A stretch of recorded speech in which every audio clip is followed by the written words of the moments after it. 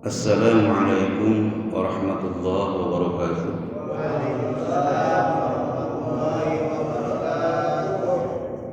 Bismillahirrahmanirrahim. La haula wa la quwata illa billah. Alhamdulillah wa syukrulillah ala ni'matillah. Asyhadu an la ilaha illallah wahdahu la syarika lah. Wa asyhadu anna sayyidana wa nabiyyana Muhammadan abduhu wa rasuluh wa la nabiyya ba'dah. Syahadatan tunjina minasyarri wa dhalalah. Allahumma salli wa sallim wa barik ala sayyidina wa maulana Muhammadin khairil bariyah wa ala alihi wa ashabihi wa dhurriyyatihi wa atba'ihi ila yaumil qiyamah.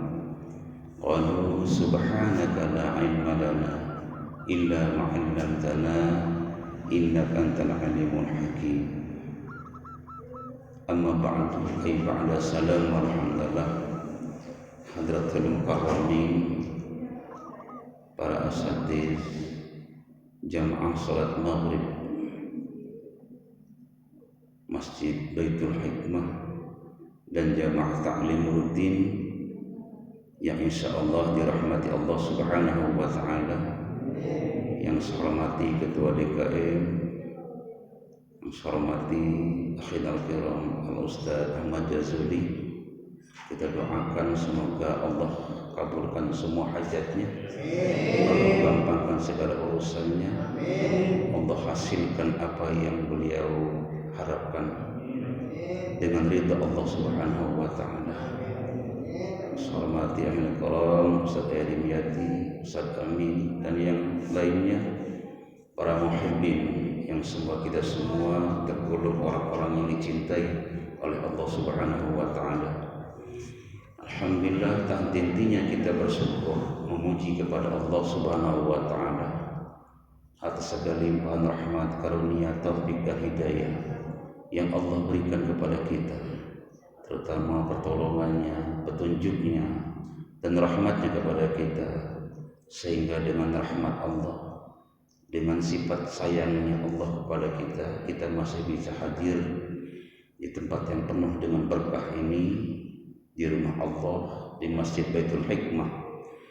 Semoga hadir kita ini dalam rangka taklim bukan hanya diberikan kekuatan untuk hadir, tapi semoga Allah memberikan taufik hidayah kepada kita untuk bisa mengamalkan apa-apa yang kita kaji dan kita mudzakarahkan bersama.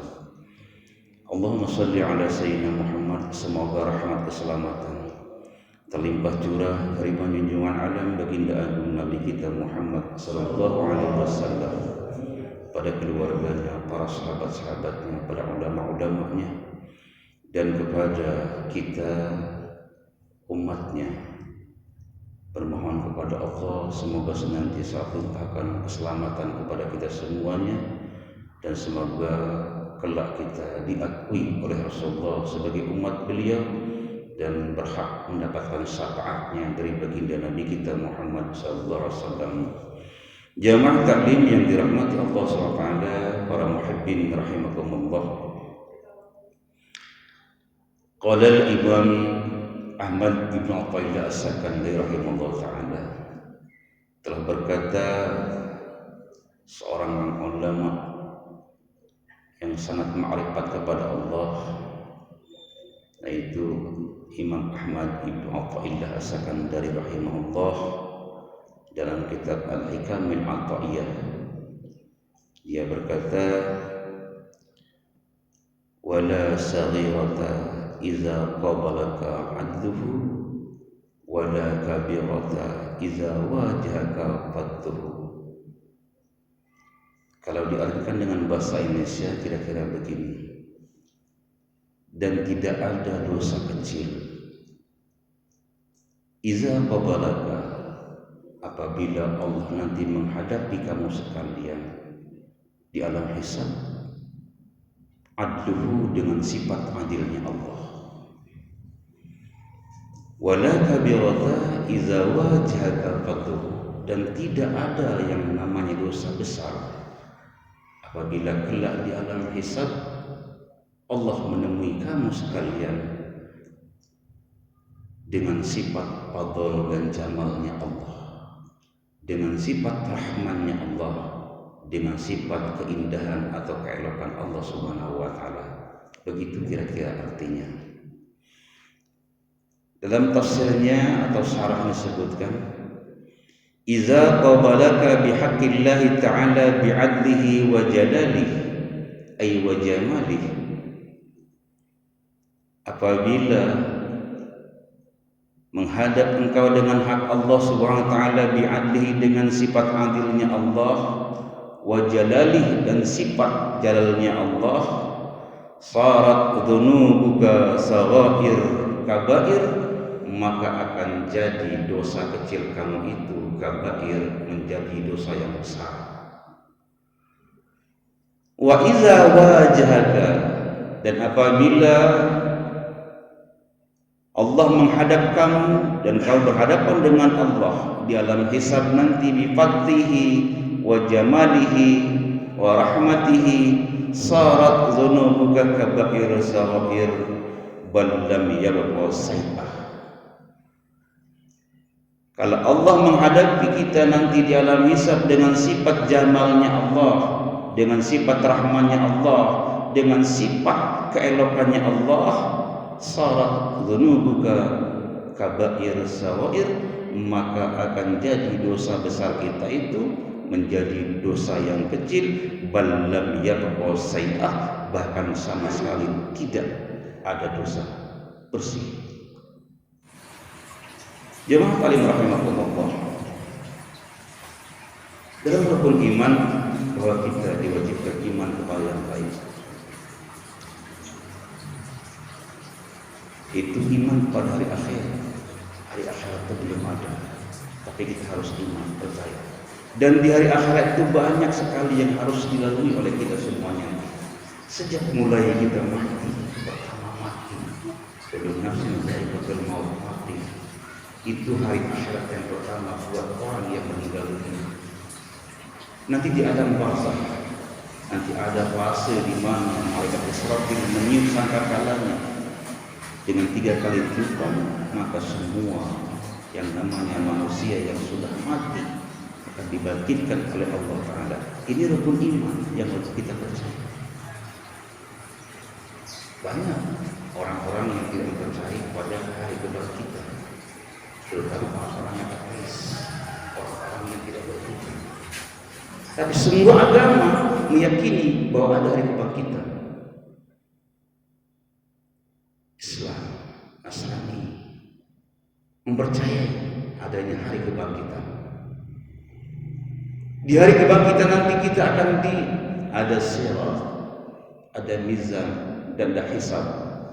Ada hisab dari Allah Ta'ala, ada perhitungan Allah Ta'ala. Kelak kita akan dihisab oleh Allah Ta'ala satu persatu. Sejumlah miliaran manusia yang sudah dihidupkan oleh Allah di alam dunia, dimatikan, dibangkitkan, dikumpulkan di padang mahsyar, satu persatu Allah akan hisab. Ketika Allah menghadapi kita untuk menghisab kita dengan sifat adilnya Allah, maka jangan anggap dosa-dosa kecil itu tidak akan ada dampaknya kepada kita. Justru as-saghair kabair. Kalau Allah menghisab kita dengan sifat adilnya Allah, Allah tidak memandang siapa-siapa. Allah akan menghitung berapa amal hasanah kita, berapa amal sayyi'at kita, berapa amal kejelekan kita, berapa amal kebaikan kita. Allah akan hisab, akan timbang dengan apa adanya, dengan sifat adil Allah, dan Allah tidak melihat apa-apa lagi. Maka harapan tipis kita akan selamat dari api neraka. Tipis sekali ketika Allah menghisab kita dengan sifat adilnya Allah.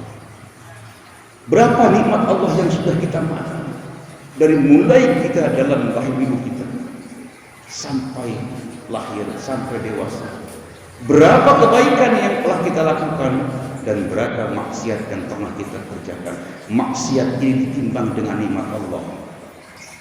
Ketika Allah akan mengadili kita di alam hisab dengan sifat adilnya Allah, kecil harapan kita untuk selamat dari api neraka. Kecil sekali. Allah ini ibaratnya sudah enggak melihat siapa-siapa lagi. Pokoknya apa adanya. Belum sudah. Apa adanya itu yang Allah bisa. Kecil harapan kita untuk selamat dari api neraka. Ketika Allah menghadapi kita, masa kita dengan sifat adilnya Allah. Wa idza wajhaka bi fadlihi wa jamalihi ay wa rahmatihi. Tapi ketika Allah menghadap kita, menghisab kita dengan sifat keelokannya Allah, dengan sifat keindahannya Allah, dengan sifat rahmannya Allah, sarat kabair, maka akan jadi dosa yang kecil itu, dosa yang besar itu menjadi kecil, balam yarqa sayyi'ah, bahkan akan hilang. Mana dosa besar? Apa saja yang tergolong dosa besar? Ulul ulama al-kabairu kullu ma ja'a bihi wa'idun min Allah ta'ala bil adari bil akhirah wa uditat bid dunya al-hadi aw al-hadi. Itu kata ulama. Yang disebut dosa besar itu adalah al-kabairu kullu ma ja'a bihi wa'idun min Allah. Setiap apa-apa yang datang dan akan diancam oleh Allah Ta'ala bil azabi dengan siksa bil akhir di alam akhirat, itu tergolong dosa besar. Al-Qudiyat di dunia atau dikaitkan di dunia al-hadi atau seperti had, ranjam, ini tergolong dosa besar. Jadi sesuatu yang diancam oleh Allah akan mendapat dosa besar, akan mendapat siksa, itulah dosa besar. Seperti apa? Kal-qatl bi-ghairi haq, seperti membunuh tanpa alasan. Diancam oleh Allah Ta'ala, membunuh dengan tidak ada alasan. Allah mengancam, Al-Quran mengatakan, man qatala mu'minan amdan fajazaa'uhu jahannam khalidan biha. Barang siapa membunuh orang mukmin sengaja tanpa alasan, fajazaa'uhu, maka balasannya jahannam khalidan biha, langgeng kekal selama-lamanya di neraka. Ini tergolong dosa besar. Jadi jangan mengira para pembunuh massal, para teroris, banyak membunuh orang-orang tidak berdosa, membunuh orang beriman yang katanya akan digantikan surga, kasih bidadari. Itu bohong besar, sangat bertentangan dengan Al-Quran. Itu hanya bisa-bisa saja karena ingin menghancurkan kehidupan manusia dan peradaban manusia. Tidak ada. Itu dalil yang dibuat-buat oleh orang-orang yang sengaja ingin membuat kerusakan di muka bumi ini. Yang jelas dosa besar, man qatala mu'min, barang siapa orang sengaja membunuh orang yang beriman, fajazaa'uhu jahannam khalidan fiha, kekal langgeng salawasnya neraka. Auzubillahi min dzalik. Itu dosa besar. Yang kedua, apalagi dosa yang diancam oleh Allah Ta'ala tergolong dosa besar, az-zina. Zina. Jelas ayatnya, jelas, wala taqrabu zina fa innahu kana fahishatan wa sa'a sabila. Jangan berzinanya, mendekati pun tidak boleh. Dan Allah ancam, wa may yaf'al dzalik, barang siapa orang yang berbuat demikian itu, yudhibul azab bil akhirah, akan lipat gandakan azabnya, bahkan terus azabnya itu tidak henti-hentinya. Dosa zina ini tergolong dosa yang besar. Apalagi dosa besar, riba tergolong dosa besar. Al-Quran mengatakan, Allah mengatakan riba itu tergolong dosa besar. Nabi mengatakan riba itu tergolong dosa besar. Dalam suatu hadis Rasul mengatakan, Man akala riba dirhaman, barang siapa orang yang makan riba 1 dirham. 1 dirham. Dirham itu kalau dihitung dengan ukuran gram kita itu sekitar 3,5 gram. 3,5 gram. Barang siapa orang yang makan harta riba 3,5 gram, 1 dirham, maka Allah akan balas dengan siksaan seperti orang yang 36 kali berzina. Zina sekali saja dilipat gandakan oleh Allah Ta'ala siksanya, apalagi sampai 36 kali berzina. Tergolong dosa besar riba ini. Apa namanya? Dosa besar syurbul khamr, meminum keras. Ini yang diancam oleh Allah Ta'ala akan disiksa di akhirat. Zina di akhirat disiksa, ada had di alam dunia, ada rajam, ada kisos dan lain sebagainya. Ini tergolong dosa besar. Dosa-dosa besar tadi yang dilakukan oleh manusia, umpamanya kita yang melakukan, kelak di akhirat apabila Allah menghisab kita dengan pandangan rahmat Allah, dengan pandangan jamalnya Allah, dengan sifat keelakannya Allah, maka dosa-dosa besar itu akan menjadi kecil. Bal lam yabqa syai'ah, bahkan akan hilang semuanya kalau Allah menghisab kita dengan sifat Rahman, sifat Jamal, dan sifat rahmat Allah Subhanahu wa Ta'ala, sifat sayang Allah Subhanahu wa Ta'ala. Tapi sebaliknya, sekalipun dosa itu kecil dosa itu, ketika Allah menghisab kita di alam hisab nanti, satu persatu kita akan dihisab. Sahih para hadis mengatakan bahwa kita akan dihisab satu persatu oleh Allah Subhanahu wa Ta'ala. Sekalipun dosa itu kecil, ketika Allah menghisab kita dengan sifat adilnya Allah, kemungkinan kecil kita akan selamat dari neraka. Dalam satu kisah disebutkan, ada sahabat Rasulullah, namanya Kirkirah. Kirkirah ini pembantu Rasulullah, khaddamnya Rasulullah. Khaddam itu pembantu, melayani Rasulullah, pelayan Rasulullah. Setiap saat dia melayani Rasulullah, ketika Rasul berperang, dia ikut berperang jalan Allah untuk membela agama Allah. Suatu waktu berperang Rasulullah, Kirkirah terbunuh oleh orang-orang kafir, oleh musuh-musuh Islam. Semua para sahabatnya merasa iri. Subhanallah, alhamdulillah, kata para sahabat, Kirkirah syahid. Kirkirah mati syahid, mati bila agama Allah. Surga bagiannya, tuba Kirkirah, bahagia Kirkirah, tuba Kirkirah. Semua sahabat mengatakan demikian. Tapi Rasulullah mengucap, kata Rasulullah, la bal huwa binnar. Tidak, Kirkirah tidak syahid, Kirkirah tidak ke surga, bahkan dia ke neraka. Rasul mengatakan begitu. Tidak, Kirkirah tidak ke surga, bahkan dia ke neraka. Limaza ya Rasulullah? Kenapa Rasulullah? Diteliti. Dia nanti akan dihisab oleh Allah Ta'ala dengan sifat adilnya Allah. Kata Rasul, karena dia pernah sewaktu-waktu setelah menang peperangan, maka mendapat ghanimah. Ngerti ghanimah? Rampasan perang. Rampasan perang itu kan diambil semuanya oleh yang menang. Di rampasan perang itu, di harta rampasan perang itu ada selimut yang dipandang Kirkirah bagus. Selimut. Apa sih artinya selimut? Kata Kirkirah, wah, ini selimut ini.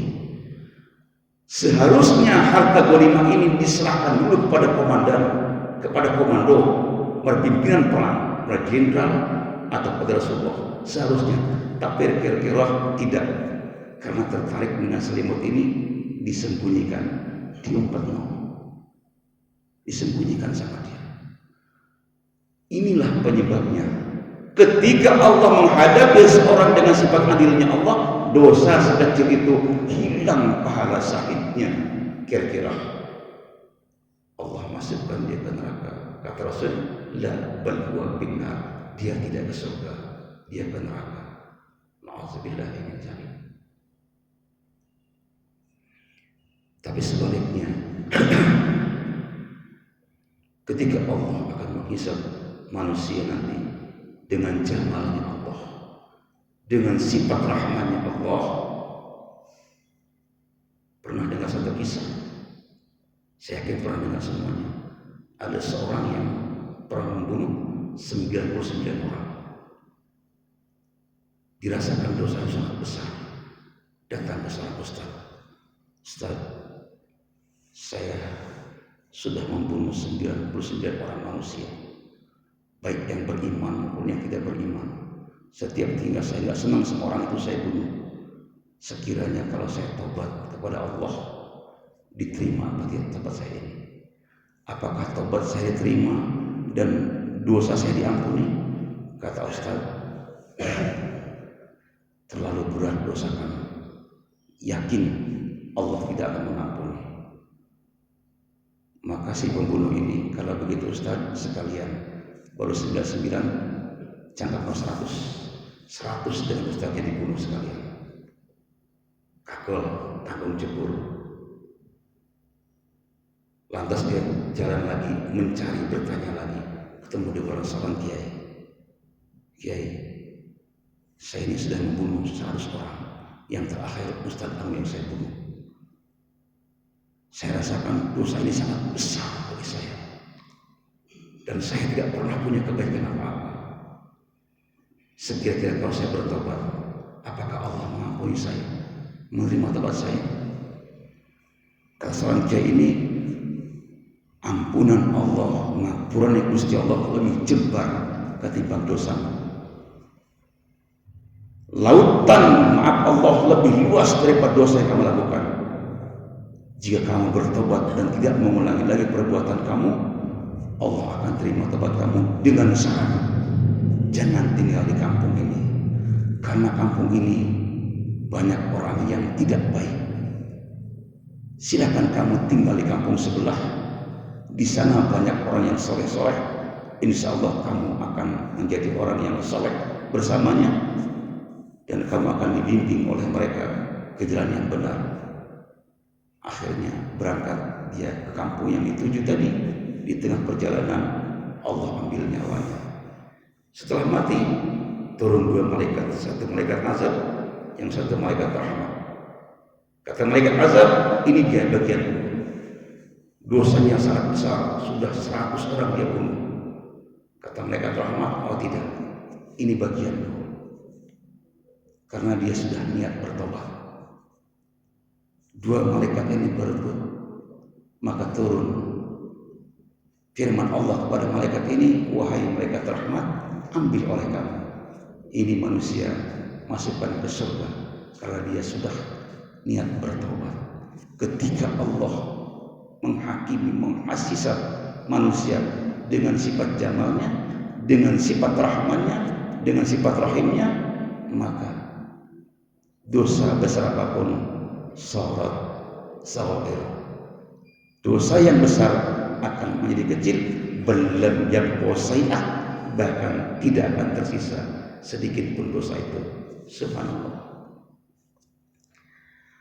Lantas apa yang harus kita perbuat ketika kita ingin nanti dihisab oleh Allah Ta'ala dengan pandangan jamalnya Allah? Jangan sampai Allah menghisab kita dengan sifat adilnya Allah. Allah menghisab kita kelak di alam hisab dengan sifat rahmannya Allah. Apa yang kita perbuat? Yang pertama adalah sering-sering bertaubat, banyak-banyak bertaubat, istighfar, mohon ampun kepada Allah. Di waktu malam sebelum tahajud kita melaksanakan salat sunnah taubat 2 rakaat. Bacaannya gimana? Sebisanya kita bacaan salat sunnah taubat. Niatkan bahwa begitu banyak kesalahan kita, sedangkan ibadah kita sedikit sekali, dan ibadah itu nggak ada artinya sama sekali menurut kita. Kebanyakan dosa kita, taubat kita, istighfar yang banyak. Istighfar Kanjeng Nabi sehari semalam dalam satu hadis tidak pernah tertinggal 70 kali membaca istighfar. Satu hadis mengatakan 100 kali. Astagfirullahaladzim. Kanjeng Nabi. Kenapa kita malas? Setiap habis sholat istighfar 3 kali, minta ampun kepada Allah. Minta ampun dari apa? Kan habis sholat. Kita nggak sadar waktu sholat juga berbuat dosa. Dosanya mana? Lupa kepada Allah. Si salah Allahu Akbar, cangkemnya tersim Allahu Akbar, tapi hatinya melulu kemana-mana. Dosa kepada Allah. Makanya istighfar, mohon ampun kepada Allah Subhanahu wa Ta'ala. Satu, banyak istighfar, taubat. Istighfar yang kalau kita baca, banyak sekali hadis mengatakan, barang siapa orang yang banyak istighfar, maka Allah akan berikan suatu keluasan rezeki, bahkan rezeki yang tidak diduga-duga. Istighfar, astagfirullahaladzim. Ada satu kisah seseorang tidak usaha, tidak apa, tapi hidupnya kok mapan. Ditanya, kamu nggak usaha enggak? Ya macam begini aja, paling ngajar ngaji. Ada yang minta, itu pun enggak diupah beberapa seikhlasnya. Tapi kok mapan kamu ya? Anak sekolah, orang beli kendaraan, kamu beli kendaraan. Apa yang kamu kerjakan? Hanya istighfar, tidak kurang 1000 kali dalam sehari semalam. Istighfar yang kita baca. Yang kedua, dermawan, as-sahab. Dermawan. Kalau kita ingin dihisab oleh Allah Ta'ala dengan sifat jamalnya Allah, dengan sifat keindahan Allah, dengan sifat rahmat Allah, bukan dengan sifat adilnya Allah, maka jadilah orang yang as-sahab, dermawan, barahan, cek Sundama, sering berbagi, ngasih, ikhlas. Pernah ada kisah Rasul yang mengatakan kisah ini, bukan di zaman Rasul, tapi Rasul yang mengatakan bahwa ada seorang obat itu bahasa Arab. Kalau kata kita ahli ibadah, orang ahli ibadah, dia ibadah 60 tahun, halwat 60 tahun, jauh dari keramaian, toko, naik cara dari toko 60 tahun. Semata-mata 60 tahun dia hanya puasa, berbuka, zikir, makan, dia tani sendiri, nanam sendiri, makan cabai, nanam sendiri. Semuanya yang dia makan itu hasil dari tangan sendiri, garam dia buat sendiri ke laut. 60 tahun dia ibadah. Setelah 60 tahun turun kampung. Setelah ke kampung, dia melihat seorang perempuan yang cantik. Tergoda dia. Perempuan ini punya suami, tapi dia tergoda. Dirayunya perempuan ini. Mungkin karena asal wirid yang 60 tahun tadi, sehingga begitu ngomong sama perempuan langsung mau, mungkin pelet terima, ampun lah. Asihannya ke ampun ini, punya pengasihan yang sangat luar biasa. Perempuan ini mau dan tergoda, tidak bisa menikah. Kenapa? Karena punya suami, statusnya bukan janda, bukan perawan. Tapi karena sama-sama tergoda, setan selalu membujuknya. Terjadilah perzinahan selama 6 malam. Dalam satu kisah, perzinahan terjadi 6 malam. Setelah 6 malam, seubah dia menyesal. Astagfirullahaladzim. Menyesal dia. Perbuatan saya ini sudah tergolong dosa yang besar. Dia punya 2 potong roti. Ada anak-anak yang lapar, minta-minta kepada dia. Dia punya 2 potong roti, 2 potong roti dia bagikan. Walaupun dia lapar. Karena sifat dermawannya ada, diberikan 2 potong roti ini kepada anak yang membutuhkan tadi. Alkisah, Al-Abbas ini meninggal dunia. Begitu meninggal dunia, Allah perintahkan para malaikat supaya menghisab. Dihisab dengan seadil-adilnya. Pertama, Allah menghisab dengan sifat adilnya Allah. Dihitung pahala 60 tahun saja ibadah dengan zina yang 6 malam, jomplang, hilang semua pahalanya, hilang semua pahala. Ini yang disebut mautul ilmi, mautul ibadah, mautul faidah, bil faidaiha. Matinya ilmu, matinya ibadah, matinya pahala, matinya semua faidah yang dikerjakan, bil faidaiha, terjepit oleh 2 pahala, hilang semuanya. Maka para santri-santri itu, kalau dia sudah punya wirid, punya ajian, punya apa, hizib, pantangannya, kowe ojo zina. Kalau zina, hilang semua ilmu kamu. Begitu kan ceritanya kalau para santri 60 tahun tadi hasil ibadahnya hilang semuanya. Maka Allah menghisab lagi dengan jamalnya Allah. Oh, ini orang dermawan, 2 potong roti tadi dibandingkan dengan dosa zina, hilang dosa zina karena sifat dermawannya ini.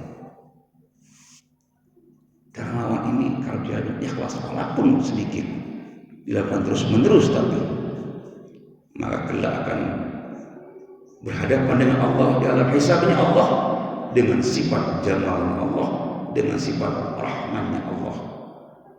Maka selamatlah si Abbas dari neraka dan Allah masukkan ke surga karena sifat dermawannya. Itu yang kedua.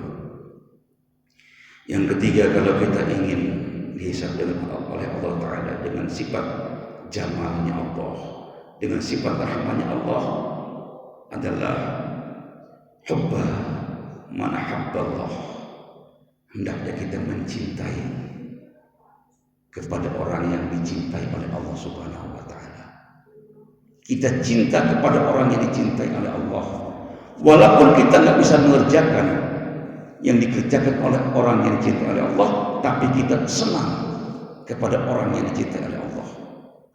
Kita nggak kuat puasa seperti para wali, seperti para nabi, nggak kuat, tapi kita senang, cinta kepada orang yang puasanya kuat.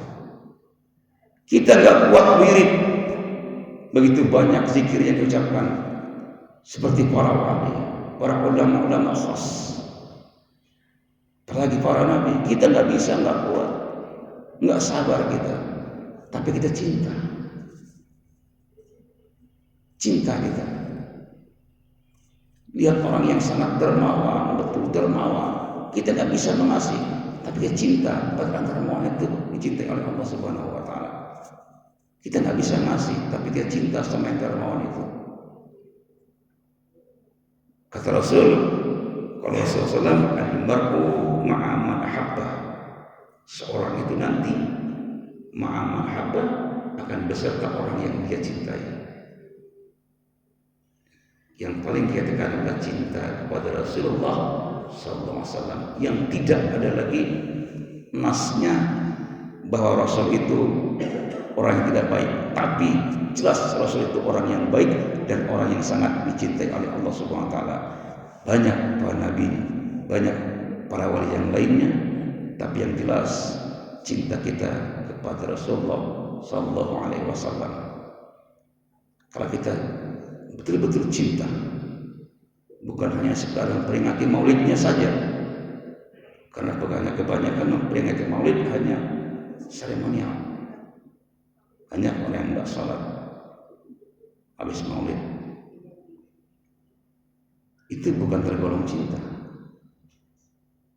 hanya sekedar mengingat kelahirannya, tapi perilaku, akhlaknya, etika Rasulullah kita ikuti. Apa yang dikerjakan Rasulullah, sekalipun itu kecil, kita niatkan bahwa kita ittiba itu karena cinta kepada Rasulullah, seperti kita minum dengan tangan kanan. Niatkan semata-mata karena aku cinta kepada Rasulullah, maka aku ikuti minum dengan sebelah tangan kanan. Buang air sambil duduk, niatkan di hati, saya buang air sambil duduk ini semata-mata karena ittiba, mengikuti perintah Rasulullah, karena saya cinta kepada Rasulullah. Tanamkan cinta, dan jelas sholawatnya jangan tertinggal, perbanyaklah sholawat, karena itu adalah salah tanda ciri orang yang cinta kepada Rasulullah Sallallahu Alaihi Wasallam. Subhanallah, hadirin sekalian, mudah-mudahan kaji kita pada kali ini bisa memberikan keberkahan untuk kita semuanya, dan semoga Allah kelak menghisab kita dengan sifat jamal dan rahmatnya Allah Subhanahu wa Ta'ala, dan Allah memberikan kesehatan, kekuatan kepada kita, dan Allah dengan sebab kumpulnya kita, Allah turunkan rahmat dan maghfirah Allah, serta menjadi sebab terkabulnya apa yang kita harapkan. Ibarakatil Fatihah. A'udzubillahi minasyaitonir rajim. Bismillahirrahmanirrahim. Alhamdulillahirabbil alamin. Arrahmanir rahim. Maliki yaumiddin.